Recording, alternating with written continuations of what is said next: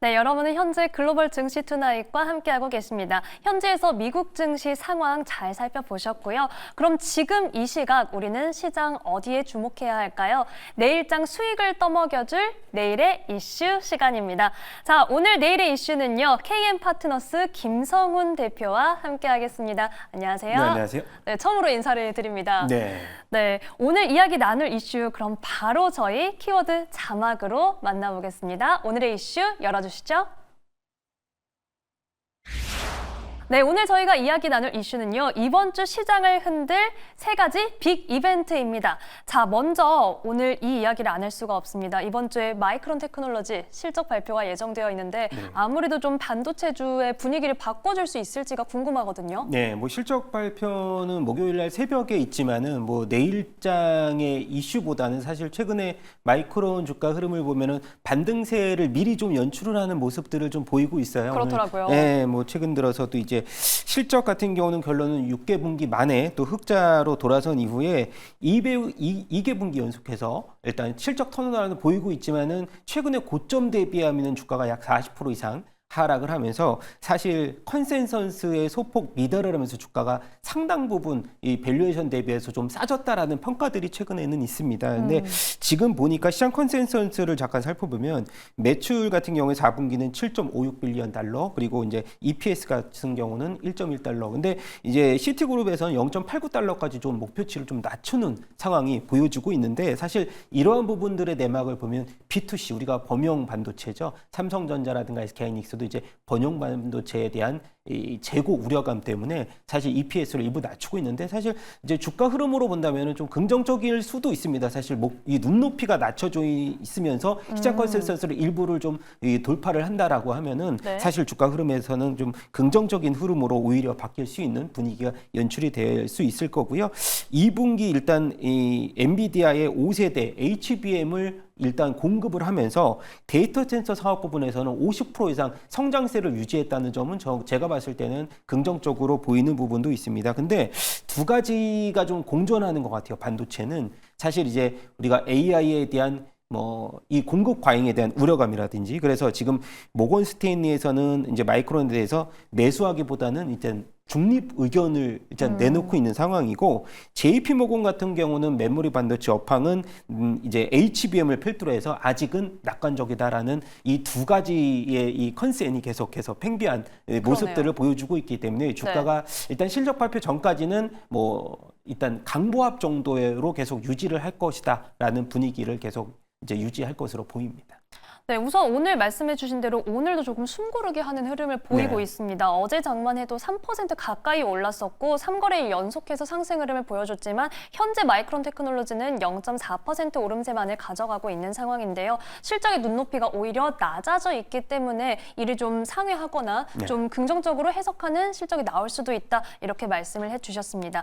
자, 그렇다면 이번에는 다음 저희가 또 이번 주에 주목해야 할 내용이 PC의 물가지수가 발표되게 됩니다. 그런데 사실 물가는 최근에 조금 아주 파격적인 데이터가 나오지는 않고 안정적으로 흘러가는 모양새거든요. 네, 맞습니다. 일단 지금 보면은 우리가 PC 개인 소비 지출 같은 경우에 CPI보다 측정 범위가 넓기 때문에 관심을 오히려 CPI보다는 PC 지표를 많이 최근에 보는 상황이고 7월 이제 이 PC 보고서를 보면은 연준 목표치 2%를 향해서 계속해서 안정적인 흐름을 보여주고 있고 전월 대비해서도 7월 PC 보면은 0.2 정도 상승하면서 시장 예상치 부합을 했고 동기 대비해서 봐도 전년 동기 대비해서 봐도 2.5 시장 예상치가 2.6 나왔는데 또 1% 정도 이제 하회를 하면서 물가는 안정적인 흐름을 계속 보여주고 있는 상황입니다. 일단 우리가 예전을 살펴보면은 22년도에 이제 한때 7% 가까이 급등하는 연출을 보여주고 있습니다만 지금 금리를 계속해서 우리가 어느 정도 스탠스를 높게 유지를 하면서 물가가 2%대 수준 파월 의장의 목표치를 어느 정도 달성한 모습은 보여주고 있고요. 일단 변동성이 큰 식료품이라든가 에너지를 이제 품목을 제외한 근월 PC 같은 경우도 사실 전월 대비해서 3개월째 0.2 정도 상승을 하면서 우리가 예상치는 어느 정도 부합하는 모습을 계속 보여주고 있는 상황입니다. 네, 이렇게 물가지수 지금 계속해서 뭐 시장의 예상에 부합하는 그런 흐름을 보여주고 있는데 이번 주에는 또 어떻게 발표될지 저희가 지켜봐야겠습니다. 이어서 사실 오늘 우리 시장에 훈풍을 불러일으킨 것 중에 하나가 좀 테슬라의 간밤의 흐름이었지 않나 싶습니다. 오늘도 또 강세를 보이고 있는데 이 테슬라에 대한 기대감이 좀 시장을 확실히 분위기를 앞으로도 바꿔줄 수 있을지도 궁금하거든요. 네, 일단 뭐 국내 시장 같은 경우는 확실히 테슬라 효과, 원래 예전에는 테슬라와 탈동조화 현상이 좀 강했는데 최근 들어서는 이제 2차 전지가 사실 이 해리슨 트레이딩 훈풍과 더불어서 이 어느 정도의 악재성 이벤트보다는 긍정적인 이벤트에 많이 반응을 하는 많이 목말라 있었던 것 맞습니다. 같아요. 네. 거의 바닥권을 찍었다고 저는 생각은 되는데 일단 3분기 인도량입니다. 이제 46만 대에 달할 것이라 예상이 됐는데 사실 최근 들어서 이제 시장 평균이 이제 46만 대, 그것보다는 이제 많고 지난해 대비해서 약 8% 정도 증가한 수준이 이제 예상이 되는데요. 사실 올해 1분기에 38만 대, 2분기에도 이제 44만 대 기록을 하면서 2개분기 연속해서 이제 감소한 실적을 보였는데 그랬죠. 이것이 왜 3분기에 이제 어느 정도 좀 회복을 했느냐를 봤더니 사실 우리가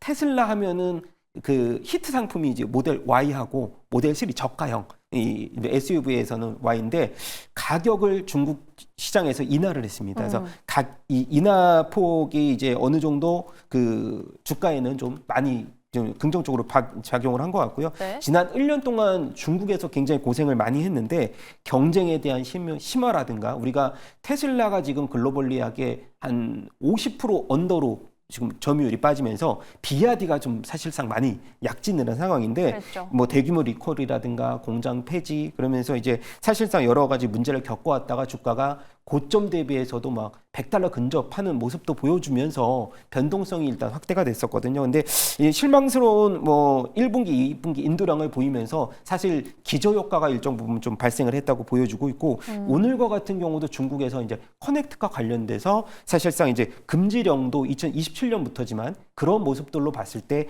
테슬라에 대해서는 사실 주가가 훈풍이 불어올 만한 이벤트가 계속해서 많이 됐습니다. 그래서 추가적으로 말씀을 드린다면은 27일 날 중국의 전기차 100% 이제 관세가 예정이 또 됐기 때문에 사실 이제 우리가 지금 전기차 관련돼서는 국내뿐만 아니고 미국형 전기차 관련돼서 주가 흐름도 사실 지금 주의 깊게 보실 필요가 있다고 저는 생각이 됩니다. 네, 결국은 전기차 섹터 관련해서 이 미중 시장 간의 경쟁도 좀 지켜봐야 하는 상황이고요. 테슬라는 사실 말씀해 주신 것처럼 이 비아디의 약진 등의 이유로 인해서 1, 2분기 고전을 면치 못하다가 3분기에는 조금은 중국 시장에서 선전을 할 걸로 예상된다. 이렇게 시장에서 전망이 나오고 있습니다. 3분기 인도량이 다음 달 수요일인가요? 지금 네, 10월 초에? 2일 날 발표가 되고 실적 네. 발표는 10월 16일 날 실적 발표가 예정이 돼 있고 뭐 사실 10월 말로 갈수록 뭐 마이크로소프트라든가 굵직굵직한 기술 쪽 실적 발표가 예정이 돼 있는데 사실 저는 조금 안타까운 게 매그니피센트 7 중에서 이 테슬라의 주가 흐름만 사실상 많이 좀 소외가 됐었잖아요. 그동안에. 아닌가요? 네, 저는 그렇게. 요즘은 또 혼자 가기도 그렇죠. 하는 요즘은 것 좀 혼자 같습니다. 가는데 사실상 최근에 많이 좀 테슬라 때문에 마음이 좀 아프신 국내 투자자분들이 맞아요. 많거든요. 그럴 거예요. 그래서 제가 봤을 때는 오히려 지금은 테슬라의 이 기술주 가운데에서 뭐 군계 일학이 될 가능성들도 조금 있지 않을까 저는 생각이 되는 상황이 조심스럽게 말씀을 좀 드려보고 싶은데요. 예. 네, 이렇게 테슬라 지금 3분기 인도량이 10월 2일에 발표될 예정이고 실적 발표 일정까지 함께 짚어주셨습니다. 여기에 지금 하나만 더 여쭤볼게요. 10월 10일에는 로보택시 공개 행사가 예정되어 네. 있는데 이 행사도 그 당시에 한 번 더 강한 모멘텀이 될 수도 있을까요? 일단 8월 8일 날 이제 우리가 자율주행에 관련돼서 한번 연기가 됐기 때문에 네. 사실 이벤트로서는 파급 효과가 이 8월 달의 이후의 파급 효과는 조금 뭐 생각보다는 적을 수도 한 번 있지만 식어버린. 그렇죠. 네. 근데 이게 이 중국에서의 자율주행에 대한 이 승인과 그런 그 관련된 도로들이 이제 확충이 된다고 하면 인프라가 확충이 된다고 하면 이 제가 봤을 때는 테슬라가 최근에 이제 26년도에 휴머노이드에 대한 B2C 판매가 이제 예정이 돼 있잖아요. 네. 그래서 차례대로의 그런 이벤트에 대해서도 효과가 계속 이어질 수 있기 때문에 저는 뭐 아직까지 자율주행 택시가 10월 달에 이제 선보일 예정이지만 나중에 차례차례 ESS도 마찬가지지만 테슬라에 대해서는 사실 이제 우리가 아까 말씀드렸던 뭐 자율주행, ESS, 그다음에 아까 휴머노이드까지 굉장히 큰 이벤트, 굵직굵직한 이벤트들과 그리고 당장은 아니지만 최근 들어서의 성장 동력이 될 만한 그 어느 정도의 사업 부분이 굉장히 많기 때문에 테슬라에 대해서는 긍정적인 이 뷰는 계속해서 우리가 유지를 해나가야 되지 않을까. 뭐 자율주행도 굉장히 뭐 큰 이벤트라고 볼 수 있는데 네. FSD 같은 경우는 구독 서비스에 대한 파급 효과가 굉장히 클 것으로 저는 시간이 갈수록 당장은 아니겠지만 그렇게 보여집니다. 네, 테슬라의 사업 분야가 다각화되어 있기 때문에 여기에 대해서 긍정적인 뷰를 갖고 계신다라고 말씀을 해주셨습니다. 뭐 자율주행에 대한 것도 있고 ESS에 대한 것도 있고 사실 이게 투자자로서 테슬라 자체도 궁금하지만요, 대표님 관련주들이 요즘에 맨 처음에 말씀해 주신 것처럼 같이 긍정적인 흐름을 받고 있기 때문에 우리 시장에서 자율주행차주 뭐 같이 주목해봐도 될지 이것도 궁금하거든요. 좀 추가적으로 여쭤봐도 될까요? 사실 이제 국내 같은 경우는 현대기아차가 가장 못한 부분이 이렇게 좀 그 자율주행에 관련된 소프트웨어 기술이거든요. 네. 그래서 현대 오토웨버가 이제 우리가 계열사로서 말씀을 드리는 현대 오토웨버 같은 경우는 이제 각 관련 이제 굵직굵직한 기업들, 소프트웨어 기업들의 수장을 영입을 하면서 수직 계열화의 마지막 마침표인 소프트웨어 기술을 계속 개발하려는 노력들을 하고 있습니다. 근데 사실 빅데이터 면으로 우리가 비교를 해봤을 때는 테슬라의 이 빅데이터와 현대차의 소프트웨어 관련된 자율주행의 빅데이터는 현격한 차이가 있기 때문에 사실 이거를 단기간에 우리가 메꿀 수 있는 부분은 굉장히 부족하다고 보고요. 장기간의 프로젝트로서 이것을 이제 우리가 마침표를 찍어야 되는데 현대 오토웨버 같은 경우는 최근에 이제 뭐 자율주행 관련된 실적이라든가 뭐 인터페이스에 같은 관련된 실적들이 계속 좋아지고 있는 상황인데 사실은 우리가 테슬라와 관련돼서 견주어 본다면은 사실 뭐 앞으로 발전해야 될 부분은 굉장히 많다 그래서 사실상 우리는 소프트웨어와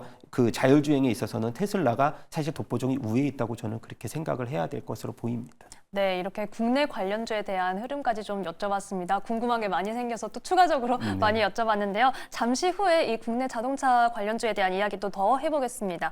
자, 그러면 이번에는 저희가 이번 주 전반적으로 좀 체크해야 할 부분들 그리고 전망에 대한 이야기도 들어볼 텐데요. 우선 이 월가에서 반도체 업종에 대한 시각이 좀 팽배하게 엇갈리고 있다 이런 얘기를 앞서 잠깐 해주셨었거든요. 이에 대한 좀 더 자세한 말씀 들어볼까요? 아까 제가 이제 그 마이크론 관련돼서 네. 이제 실적을 이제 전망을 말씀을 드렸고 그 다음에 앞으로의 전망을 좀 말씀을 드리자면 SK하이닉스가 5세대 HBM3E 16단 개발에 성공했다고 이제 앞서서 말씀을 최근에 나왔던 최근에 이제 소식이? 나왔던 소식도 있는데 네. 이제 마이크론 테크놀로지는 12단 이제 시제품 지금 이제 공급을 하고 있다고 자사 웹사이트를 통해서 발표를 했지만 이제 AI에 대한 기술력은 사실 마이크로소프트, SK하이닉스에 대해서도 이제 경쟁 관계 구도가 있지만은 뭐 사실상 SK하이닉스가 선점을 어느 정도 했다고 해도 과언이 아닌 거고요. 최근 들어서 이제 TSMC와 마이크론의 협력도 주목해야 되겠지만은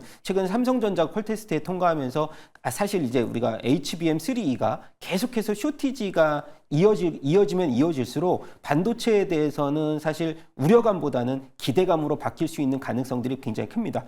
비컷을 통해서 네. 기초적으로 기술주들이 기간 동안 어느 정도의 기간 레깅 효과에 대해서 기초 체력을 키울 수 있는 그런 근간을 좀 마련해 준 것이 사실 비컷에 대한 긍정적인 흐름이라고 저는 보여지고 있고요. 기술주에 대해서도 우리가 뭐 반도체 업종에 대해서도 가장 큰 메리트가 부과될 수 있다고 저는 그렇게 자부하고 싶습니다. 그래서 제조업 경기를 보면은 사실 최근 들어서 우리가 그 글로벌 PMI 이제 서비스 PMI에도 사실 확장세가 2달 만에 좀 낮은 수치를 어저께 발표를 했지만은 최근 들어서 이제 제조업 PMI가 예비치가 47 정도로 이제 집계를 되면서 네. 15개월 만에 최저치 기록을 했잖아요. 그래서 사실상은 이게 제조업 경기가 어느 정도 위축이 되면은 이제 실업률이 또한 증가가 될 것이고 그거에 따라서 소비 감소 경기 둔화가 이어지는데 사실 이러한 부분들을 해결할 수 있는 효과들 우리가 연준에서도 뭐 연준 총재들이 계속해서 이제 연말까지 50pp 추가 인하에 대해서 이제 뭐 비둘기파적 성격의 연준 총재들이기는 하지만 시카고에서 애틀랜타 총재들이 그런 얘기를 했지만 그런 부분이 앞서서도 이제 기술주들에 대해서도 이제 그런 그 공급 과잉이라든가 이런 효과 이런 부분에 대해서 오히려 뭐 사실 아까 말씀드렸던 과실을 더 성장 동력을 증가시키면서 과실을 증가시킬 수 있는 하나의 뭐 방법론적인 게 비컷에 대한 흐름들이거든요. 그래서 그런 부분들을 좀 주목해 본다면 사실 기술주들이 최근 들어서 만약에 뭐 밸류에이션 부담감 때문에 주가 조정을 일부분 받는다면 오히려 저는 뭐 장기적인 프로젝트로 봤을 때는 기회적인 요소가 아닌가 저는 그렇게 생각이 됩니다. 네, 이렇게 앞으로의 전망에 대한 얘기를 해주셨습니다. 아무래도 또 우리 투자자들이 반도체주에 가장 많이 주목하고 있기 때문에 이 반도체 그리고 기술주에 대한 앞으로가 많이 궁금하셨을 텐데요. 이에 대한 이야기 참고해 보시기 바랍니다. 자, 그러면 이어서 지금 물가 지표는 계속해서 좀 안정적이게 나오고 있다. 시장의 예상대로 나오고 있다라고 저희가 앞서 이야기를 했는데 고용시장의 불안은 이어지고 있다라고 지금 코멘트를 주셨어요. 네.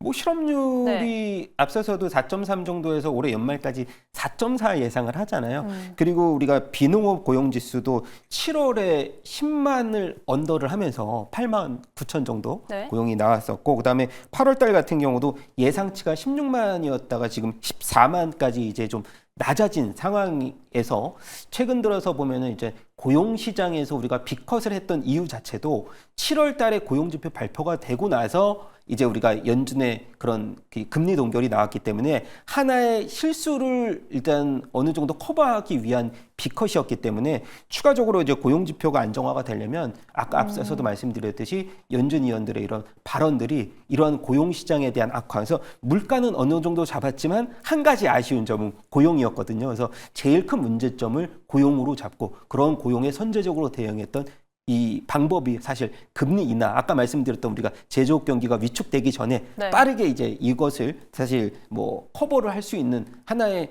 뭐 근간은 이제 금리 인하죠. 금리 인하가 될수록 다시 투자를 우리가 활성화시킬 수 있는 방법론 쪽인 아까 말씀을 드렸기 때문에 그런 부분에 있어서는 저는 고용에 대한 그 둔화는 사실상 단기간에서는 이 금리 인하로 커버를 일정 부분 하지 않았을까? 저는 그렇게 생각이 되는 상황입니다. 대표님, 그럼 이거는 추가적으로 하나만 여쭤볼게요. 지금 고용시장의 불안은 아직도 남아있는 상황이고 연준 지금 발언이 나오는 것도 고용시장에는 주목을 하고 있다라고 말씀을 해주셨는데 저희가 고용 지표도 굉장히 여러 가지가 있다 보니까 어디에 좀 가장 주목을 해야 할지가 궁금하거든요. 특히 뭐 신규 실업수당 청구 건수 같은 경우는 저희가 매주 확인을 네. 할 수 있는데 지난주는 좀 양호하게 나왔다 이런 평가가 있더라고요. 네. 그래도 지표 간에 좀 아무래도 위상이 다르겠죠. 네. 어디에 더 큰 힘을 두고 보는 게 좋습니까?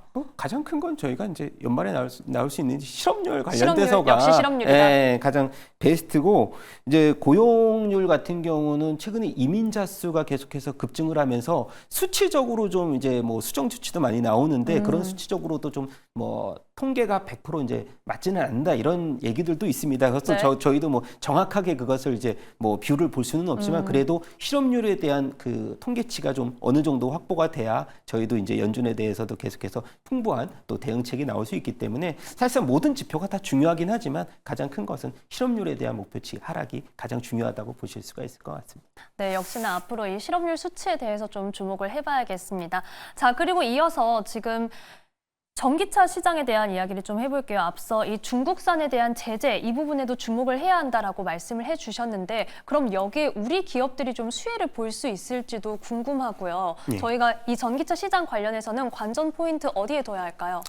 지금은 이제 우리가 테슬라 아까 말씀을 드렸다가 네. 하나 이제 놓친 게 ESS의 성장 그 네.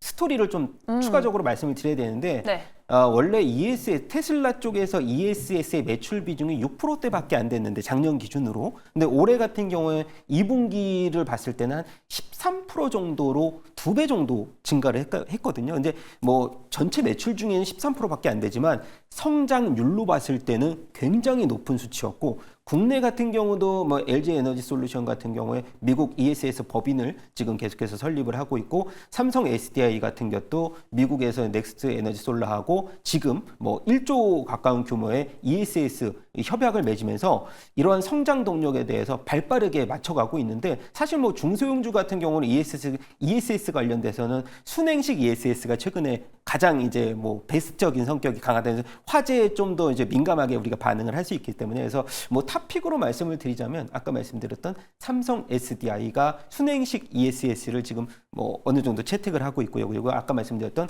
한중 뭐 SNS도 이제 삼성 SDI하고 같이 협업을 하면서 관련된 기술력을 계속해서 개발을 하고 있기 때문에 이렇게 두 종목을 베스트로 말씀을 드리고 싶고요. 그리고 삼성 SDI가 좀 시간이 좀 없나요? 그래서 삼성 SDI 같은 경우는 보조금을 제외하더라도 계속 흑자를 2개분기 연속 유지를 했기 때문에 뭐 일단 원 타픽으로 보자면 삼성 SDI를 타픽으로 말씀드리고 싶습니다. 삼성 SDI 그리고 한중 NCS까지도 함께 말씀을 해주셨습니다. 지금 이 전기차 관련해서 어디에 주목해야 할지 포인트까지 짚어주셨네요. 자, 오늘 말씀은 여기까지 듣도록 하겠습니다. 지금까지 KM 파트너스 김성훈 대표와 함께했습니다. 고맙습니다.